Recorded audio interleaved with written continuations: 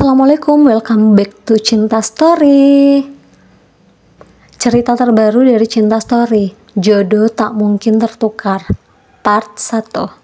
Kembali setelah 3 tahun. Part 1. Coba tebak siapa? Kamu nggak ingat sama suaraku? Jawab seorang pria di telepon itu. Awalnya, Tita mencoba mematikan panggilan dari nomor tidak dikenal itu. Tapi nomor itu terus saja menelpon. Dek, jantung Tita seketika berdebar hebat mendengar suara pria itu. Bukan tak mengenali, tapi lebih tepatnya dia tidak menyangka seseorang yang selama ini menghilang dari kehidupannya tiba-tiba muncul lagi tanpa permisi. Halo? Kamu dengar aku nggak? Tanya pria itu sesaat setelah Tita terdiam membisu. Oh, kamu ternyata. Aku ingat. Ardi kan? Jawab Tita sedikit berusaha santai. Bagaimana bisa Tita melupakan cinta pertamanya? Hubungan yang tak begitu lama tapi sangat berkesan. Ardi pria pertama yang berhasil memasuki lubuk hatinya. 3 tahun berlalu, Tita sudah berusaha memulai kehidupan barunya dan berusaha melupakan Ardi yang memang saat itu tak pernah terdengar kabar atau terlihat wajahnya. Kini, Ardi tiba-tiba muncul. Entah apa maksud pria itu. Apakah hanya sekedar menyambung silaturahmi yang terputus?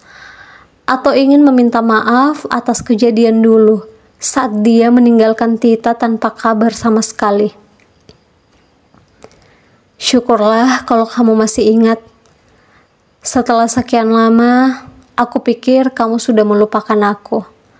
Aku berusaha mendapatkan nomor kamu sejak lama, dan baru hari ini aku mendapatkan nomor kamu. Itu pun harus tanya sana-sini dari teman ke teman, sampai akhirnya aku dikasih sama email. Oh, ada perlu apa ya? Tanya Tita bersikap sedikit dingin. Walaupun jantungnya cukup berdebar hebat, tapi dia mampu menguasai dirinya dengan baik. Kamu wanita satu-satunya yang mengajarkan aku arti kata setia. Kamu sendiri tahu bagaimana aku sebelum kita bersama. Apa aku salah mencari kamu selama ini? Balas Ardi yang terdengar serius. Tapi dari nada bicaranya, sudah bisa ditebak kalau dia sangat bahagia bisa bicara dengan Tita. Aku mengajarkan kamu arti setia. Kamu pikir aku percaya? Kalau 3 tahun yang terlewati ini kamu tidak mendapatkan pengganti aku. Aku juga tidak menunggu kamu selama itu tanpa kepastian. Jangan harap. Terus kamu bilang kamu cari aku. Aku rasa 3 tahun terlalu lama untuk bisa menemukan aku. Kamu kenal kakak sepupu aku. Kamu juga mengenal teman-teman aku. Aku rasa tak butuh waktu selama itu. Jangan mengada-ada. Aku sudah melupakan semuanya. Tak perlu muncul lagi atau menyesali semuanya. Ucap Tita dengan tegas. Tapi Tita, dengar dulu penjelasan aku. Tit. Tak ada lagi suara di sana. Ya, Tita langsung mematikan teleponnya begitu saja dengan perasaan kesal yang tiba-tiba muncul. 3 tahun yang lalu, mereka yang awalnya teman biasa berubah menjadi perasaan cinta. Ardi pria yang playboy. Tita sangat tahu itu. Ardi bahkan pernah pacaran dengan teman Tita. Bukan hanya satu temannya yang terjebak, tapi ada 2 atau 3 yang sudah pernah menjadi korban Ardi. Yang anehnya, masih tetap saja ada beberapa teman Tita yang mengagumi sosok pria cool berparas tampan itu. Saat Ardi menyatakan cinta, Tita tak butuh waktu lama untuk menerima.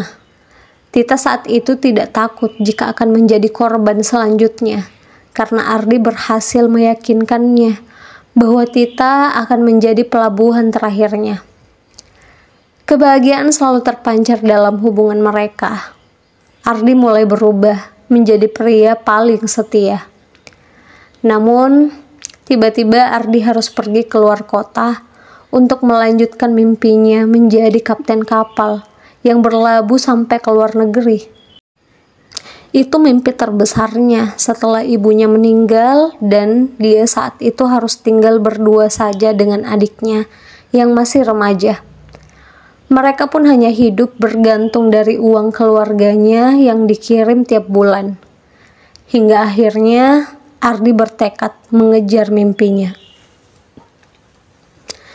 "Tita, aku harus pergi," ucap Ardi saat itu.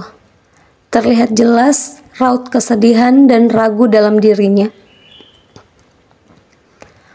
"Apa kamu sudah yakin mau mengejar mimpimu itu? Bagaimana dengan hubungan kita?" balas Tita yang juga merasa sedikit kecewa. Tapi di balik itu, Tita ingin menjadi support sistem terbaik untuk keberhasilan Ardi. Tita sadar bahwa keinginan Ardi adalah sesuatu yang baik demi adiknya dan dirinya sendiri tentunya. Tak ada alasan bagi Tita untuk menghentikan langkah Ardi atau menghalanginya mengejar mimpinya. "Aku sangat yakin, demi aku dan adikku. Kamu tahu aku sudah tidak punya ayah dan ibu. Aku harus sukses untuk bisa merubah kehidupan aku. Demi kamu juga. Kalau aku hanya orang miskin seperti ini, aku tidak akan berani maju melamar kamu di depan orang tuamu," jawab Ardi menatap Tita lekat. Matanya mulai membendung air mata, tapi berusaha dia tahan. "Baiklah, aku dukung kamu. Demi kebahagiaan kamu dan adikmu, aku gak apa-apa. Apa kamu mau menunggu aku? Mungkin 4 tahun ke depan. Aku akan datang saat aku sudah sukses dan langsung melamar kamu. Kita akan menikah," ucap Ardi berharap. Tak perlu berpikir lama untuk menjawab. Tita langsung mengangguk tersenyum tanda setuju. "Iya, aku tunggu kamu sampai kamu datang kembali untuk aku." Tak disangka setelah beberapa hari setelahnya, Ardi benar-benar pergi. Namun yang membuat Tita merasa kecewa, karena Ardi pergi tanpa berpamitan pada Tita. Tak ada kabar bahkan lewat telepon sekalipun. Tita pun mencoba menghubungi Ardi, namun tak ada jawaban. Bahkan nomor itu tidak aktif sama sekali. Entah apa yang terjadi, Tita benar-benar tidak tahu jika Ardi akan menghilang setelah pergi. Harapan Tita bahwa mereka hanya akan berpisah jarak dan waktu, tapi tidak memutus komunikasi, layaknya hubungan jarak jauh yang tak terpisahkan jarak. Tita mencoba berpikir positif. Awalnya dia mengira Ardi mungkin sedang di perjalanan. Namun hari berlalu, tetap saja Ardi benar-benar menghilang. "Apa aku harus menunggu kamu tanpa kepastian seperti ini? Jika tanpa kabar sama sekali, apa penantianku akan sia-sia? Apa kamu benar-benar akan menepati janjimu? 4 tahun bukan waktu yang singkat. Bagaimana jika aku benar-benar menunggu namun kecewa karena kamu tidak datang? Atau kamu datang tapi hatimu sudah bukan milikku lagi?" Segudang pertanyaan berkecamuk dalam hati dan pikiran Tita yang semakin resah. Apa yang harus aku lakukan?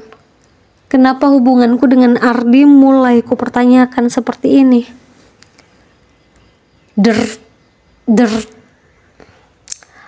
HP Tita kembali bergetar, menyadarkan Tita dari ingatan masa lalunya itu. Masa lalu yang kini kembali dalam hidupnya. Entah dia harus merasa senang atau sedih dengan kehadiran Ardi kembali.